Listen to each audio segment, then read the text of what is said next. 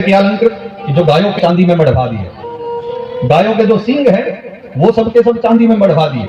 फिर बड़े सुंदर सुंदर मखमली वस्त्र लेकर के वो सब गायों के ऊपर से डाल दिए हैं, गायों को ऊपर से वस्त्र पहना दिए हैं, गले में उनके सुंदर सुंदर मालाएं पहनाई हैं, घंटियां जिनमें बड़ी प्यारी प्यारी छोटी छोटी लगी हुई हैं, ऐसी सुंदर सुंदर मालाएं नंद बाबा ने बनवा करके वो सब लोगों को धारण कराई है। और ऐसे सज संवार करके तब 10,000 गायों का ब्राह्मणों को दान किया। वेणुनाम नियुते प्रादात विप्रभ्य समलंकृते। ब्राह्मण देवता प्रसन्न हुए गौ माता को पा करके, क्योंकि वैसे भी गौ का जब दान भी करते हैं ना तो उसमें बहुत सारे विधान हैं, उनका भी पालन करना चाहिए। आजकल तो बड़ी परंपरा बिगड़ रही है, हम जैसे महाराज जी भी अब तो बोल दिया करेंगे, अरे तुम गैया दान करोगे तो कहां मथुरा तक लेकर के जाएंगे, तुम सीधी दक्षिणा ही दे दो, हमको कैश कैश दे दो तो हम लेकर के चले जाए। ये प्रथा भी गलत है। और जजमान भी इतने चतुर हो गए कि अगर पंडित जी कहते कैश ही दे दो तो जजमान जी कहते ठीक है महाराज जी 5100 रुपया दे दे। अब आप बताओ भैया 5100 रुपये में कौन सी गैया आती है, लेकिन खाना पूर्ति के लिए वो भी काम कर लिया जाता है। तो फॉर्मेलिटीज करना हो, औपचारिकताएं निभानी हो तो कुछ भी कर लिया जाए, लेकिन जो दान का नियम है उसमें कहा गया है कि योग्य ब्राह्मण देख करके जिनको आवश्यकता भी हो और उनको भी पुष्ट गायों का दान करो। दान भी अगर बीमार गाय का किया जाए या दूध न देने वाली गाय हो या बांझ गाय हो, ऐसी गायों का दान भी हानिकारक है। इसलिए बहुत सोच विचार करके नंद बाबा ने गौ दान किया।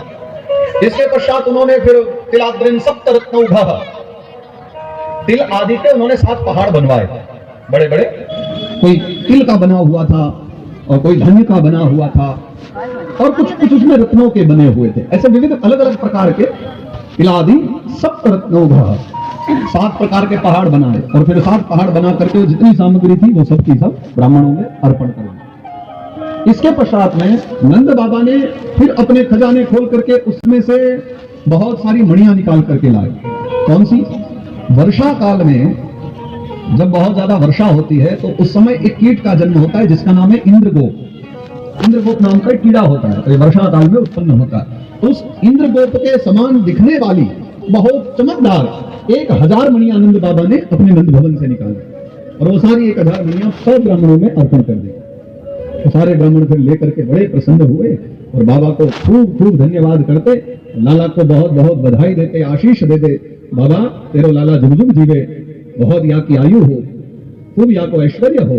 और ऐसे बहुत सारे आशीर्वाद दे करके सभी ब्राह्मण देवता वहां से प्रस्थान करते हैं। नंद बाबा ने कहा लो भैया जात कर्म संस्कार भी हो गए, तो अब सब मिलकर के उत्सव मना लो। किस बात का उत्सव? जात कर्म संस्कार हो गया है। तो सब गोप वालों ने मिलकर के फिर बड़ा भव्य उत्सव मनाया और इसी मध्य में ये सब लीला होते हुए 6 दिन का समय बीत गया। भगवान के जन्म को 6 दिन बीत गए। कंस बड़ा चिंतित हो रहा है मथुरा में।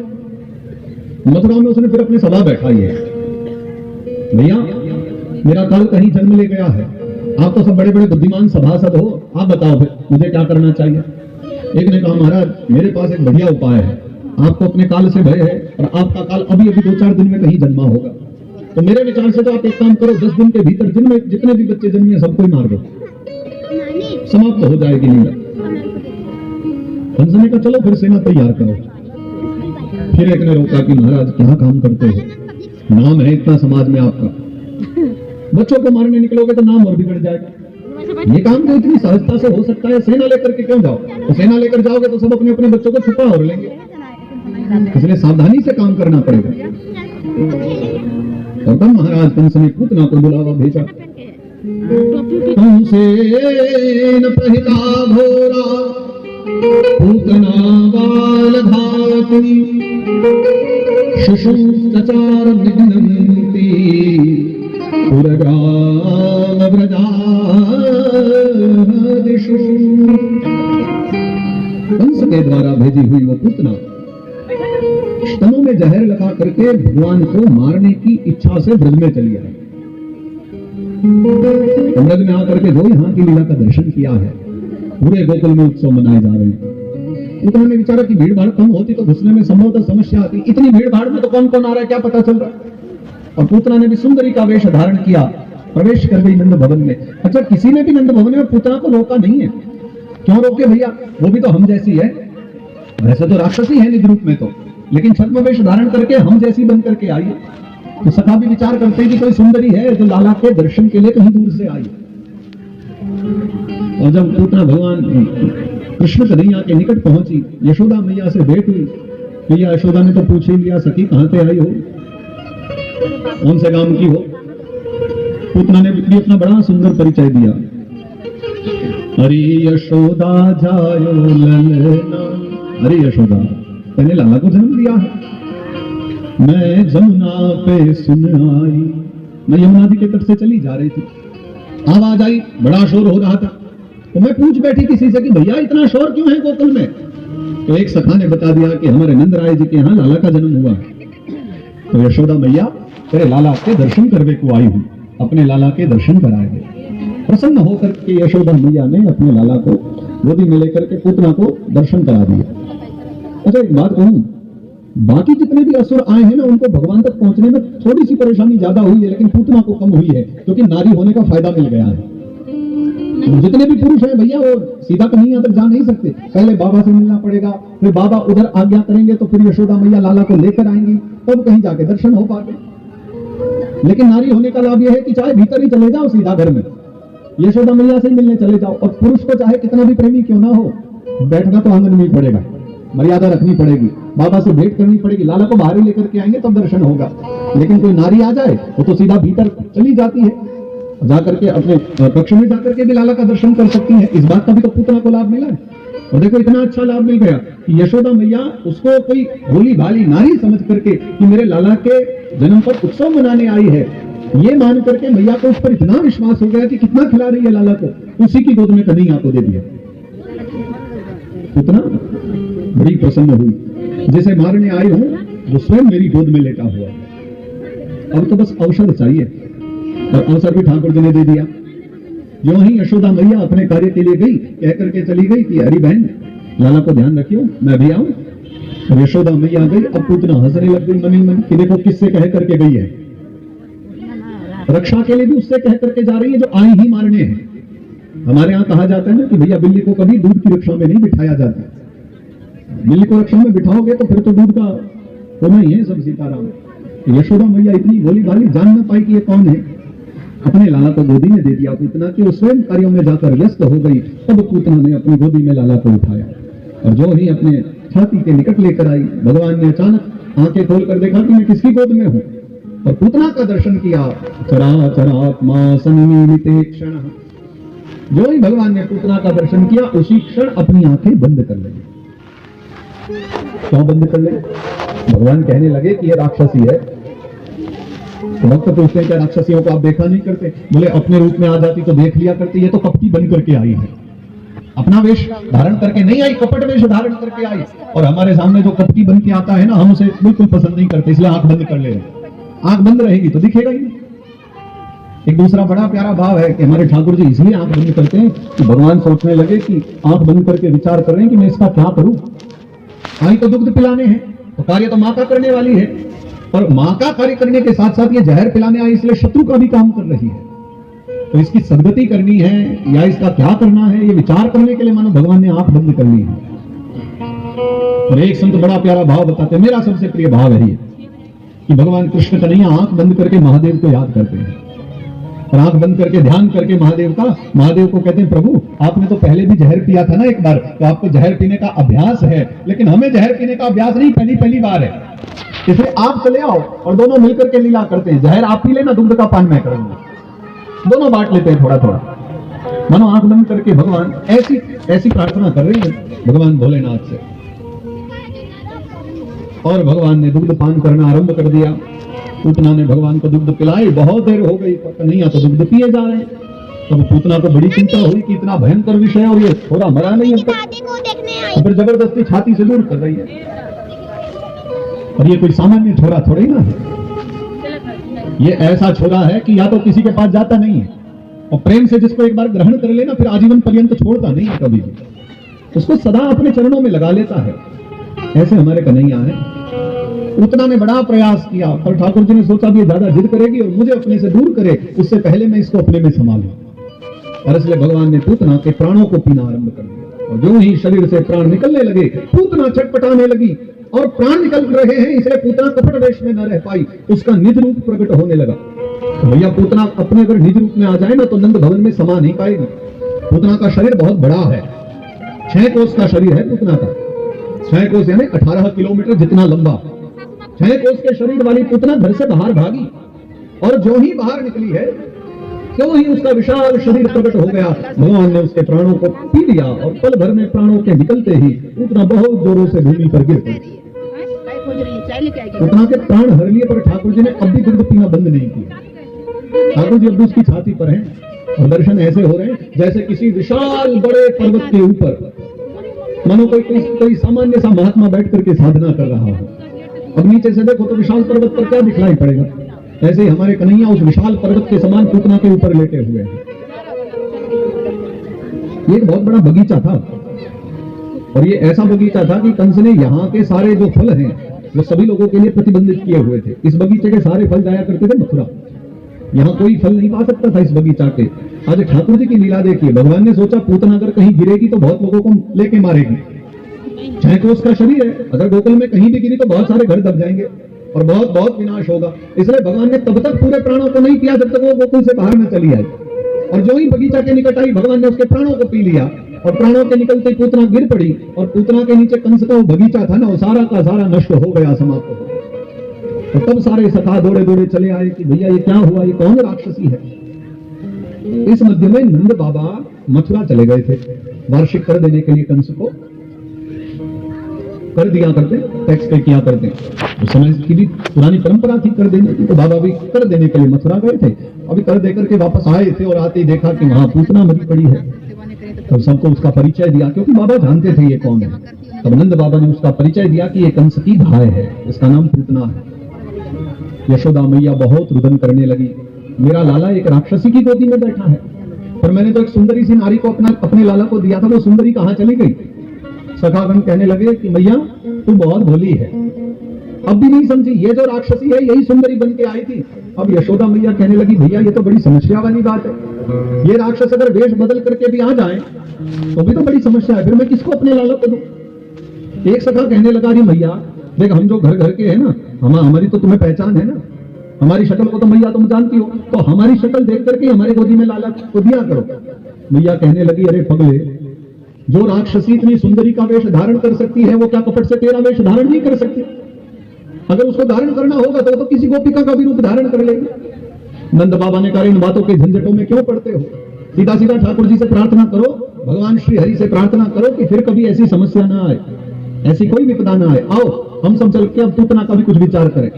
इतना विशाल शरीर है, इतने विशाल शरीर के लिए कदाचित अगर कोई मुखाग्नि देने की तैयारी कर भी दी जाए, अगर चिता बना भी दी जाए, तो समस्या यह है कि इतने बड़े शरीर को उठाएगा कौन।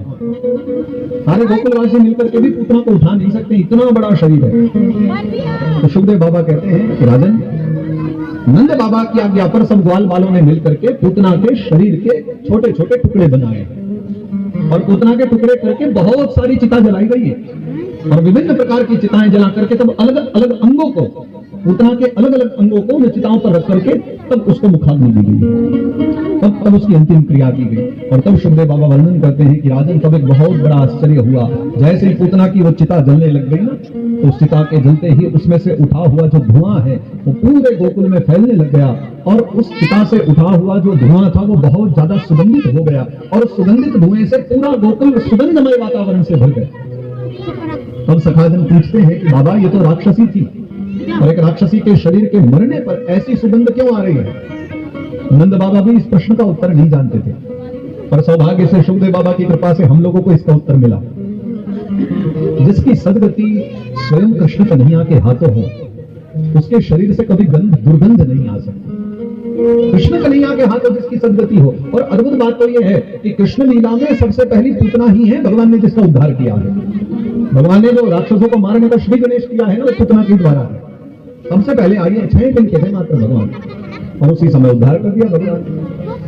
कंस की सदगति, यहाँ पूतना की सदगति हुई, कंस की भेजी पूतना प्राणों को त्याग देती है। यशोदा मैया ने अपने लाला को गोदी में उठाया और गोद में लेकर के चल पड़ी है घर की ओर। घर गई तो घर जाकर के यशोदा मैया ने बड़ी प्यारी सुंदर सी चांदी की परात निकाली, और उस चांदी की परात में अपने छोटे से लाला को लिटा दिया है। गोपियां कहने लगी क्या कर रही हो मैया। मैया कहती है मेरे लाला को आज एक राक्षसी का स्पर्श हो गया है। और अगर राक्षसी का स्पर्श हो जाए तो अशुद्धता हो जाती है।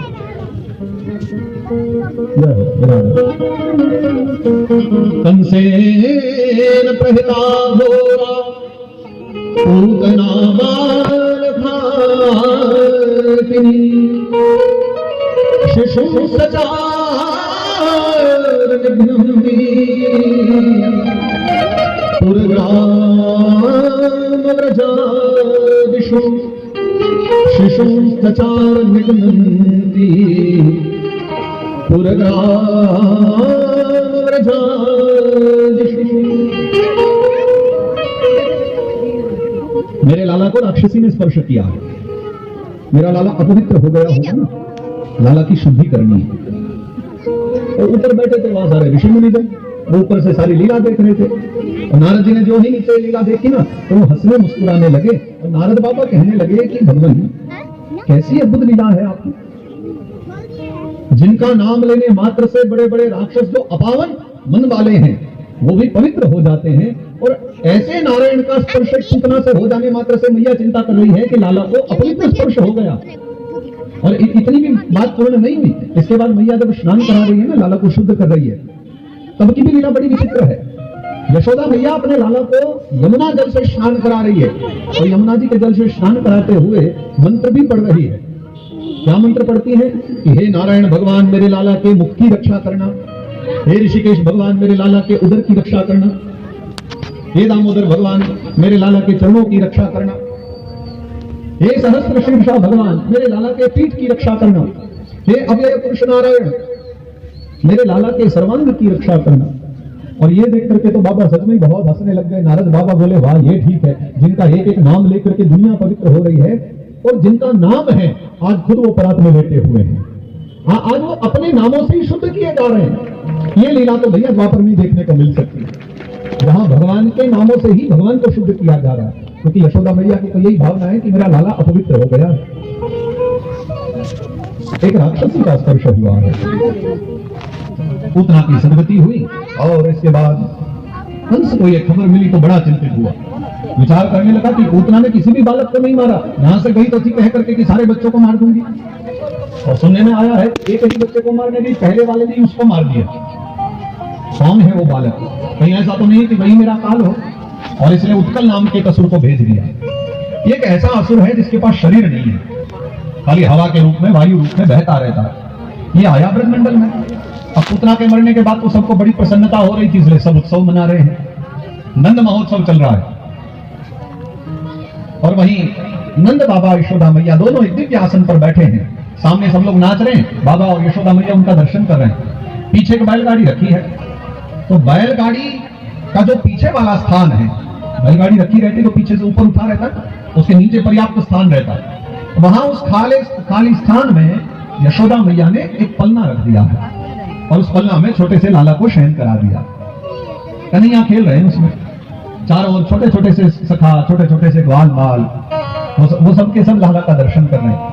और उसी क्षण सब दर्शन करते हैं कि वहां वो उत्कल नाम का असुर आए, आकर के वो शकट में बैठ गया बैलगाड़ी में, और जो ही बैलगाड़ी में बैठा विचार करने लगा कि मैं ऐसा क्या करूं तो कृष्ण कन्हैया को मार दूं। भगवान ने विचारा इधर हमारे जन्म का उत्सव मनाया जा रहा है, अभी अभी तो हम पूतना से बचे हैं, और फिर कुछ उत्पात हो गया ना तो मैया तो पहले से भी ज्यादा नहलाएगी इस बात, इसलिए सावधान रहना चाहिए कि कुछ गड़बड़ ना हो, पहले हम सब संभाल लें। इसलिए ठाकुर जी ने लीला करी, और वो छोटे छोटे से बच्चे हैं ना, 2-2, 3-3 वर्ष के, जो पल्ले को पकड़ करके खड़े कन्हैया का दर्शन कर रहे हैं। उन सबके देखते देखते भगवान ने अपना दायां चरण उठाया, और जो ही चरण बैलगाड़ी तक पहुंचाया, भगवान का वो छोटा सा चरण बड़ा होकर के बैलगाड़ी को स्पर्श कर गया, और बैलगाड़ी में जैसे चरण लगा, बैलगाड़ी उड़ती हुई आकाश में चली गई, और फिर वापस आकर के जो ही गिरी, बैलगाड़ी भी टूट गई, और उसमें रखे हुए सारे माटी के बर्तन टूट टूट करके खंड खंड हो गए, और इतना जोर का नाद हुआ, इतनी भयंकर स्वर हुआ, नंद महोत्सव बंद हो गया। यशोदा मैया, नंद बाबा सब दौड़े दौड़े आए, सब आश्चर्य में पड़ गए, बिना किसी आंधी तूफान के। आंधी तूफान तो छोड़ो, हवा भी नहीं चली ठीक से, बैलगाड़ी आकाश में चली गई, और देखा तो किसी ने है नहीं, आकाश में कैसे गई, सब तो नंद महोत्सव में मगन थे। अब एक सखा ने कहा कि भैया ये पलना के चारों ओर जो छोटे छोटे से बालक खड़े हैं ना, इनसे पूछ लो क्या हुआ, ये प्रत्यक्षदर्शी हैं, ये सब जानते होंगे। तुम छोटे छोटे बच्चों के पास जाकर के पूछते हैं नंद बाबा, यशोदा मैया पूछती लाला तुमने देखी का कि बैलगाड़ी आकाश में कैसे चली गई। एक बालक पे बड़े प्रेम से बड़ी सरलता से कहने लगा, बच्चों में तो भैया सत्यता होती है, कोई पाखंड थोड़े ना है, कपट तो है नहीं। तो बालक ने बड़ी स्पष्टता से अपनी तुतलाती हुई भाषा में कह दिया कि भैया लाला ने जैसे ही अपना चरण ऊपर उठाया तो चरण के लगते ही बैलगाड़ी आकाश में चली गई। तो मैया ने सुन करके ना, मैया भी एक बार को तो शांत हो गई, क्या बोला छोरे ने। फिर दूसरे से पूछा, लाला तू बता बैलगाड़ी आकाश में कैसे गई। दूसरे ने भी वही जवाब दिया। भैया कहने लगी, भा तुम तो पागल हो, मेरा लाला है कोई राक्षस नहीं है तो पांव उठाए और बैलगाड़ी आकाश में चली जा। सत्य सत्य कहो लाला, साची कहो क्या हुआ ऐसा जो बैलगाड़ी आकाश में चली गई। तब तीसरा खड़ा था, वो सबसे बड़ा था, सीनियर था इनमें। ये तो सब 2-2 ढाई वर्ष के, वो 3 वर्षों से ऊपर का था। भैया ने कहा तू बता, तू सबसे बड़ा है। फिर उसने बढ़िया से अच्छे से एक्सप्लेन करते हुए समझाया कि लाला यहाँ सो रहे थे, ये यहाँ था, ये यहाँ था। भैया ने कहा आगे की बता बस। कथा ने कहा फिर जैसे ही हमारे लाला ने पांव ऊपर किया, लाला का पांव बड़ा हो गया, और जैसे ही पांव आप बैलगाड़ी में स्पर्श किया, मारा नहीं भैया, बस स्पर्श ही किया, स्पर्श करते तो बैलगाड़ी उड़ते हुए आकाश में चली गई। मैया ने कहा सब पागल हो गए, कोई भी ठीक नहीं बता रहा। अब बेचारे बालक तो सब सत्य कह रहे हैं, बालक कोई असत्य भाषण थोड़े ना करेंगे, उनमें कोई कपट भाव दंभ भावना तो है नहीं। पर मैया को विश्वास नहीं होता कि मेरा लाला बैलगाड़ी कैसे उड़ा देगा। सब खंड खंड हो गया, भयभीत हो गई मैया। तो मैया ने कहा हो न हो पक्का कोई ना कोई अल्लाह बला जरूर आई।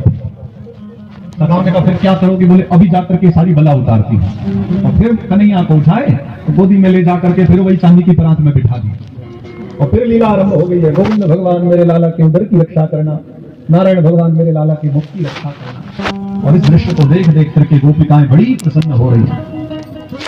मैया अपने लाला को गोदी में लेकर के दुग्ध पान करा रही है, और बहुत देर लाला ने दुग्ध पान करके फिर लाला को आने लगी निद्रा। तो यशोदा मैया बड़ी प्यारी प्यारी लोरी गाने लगी।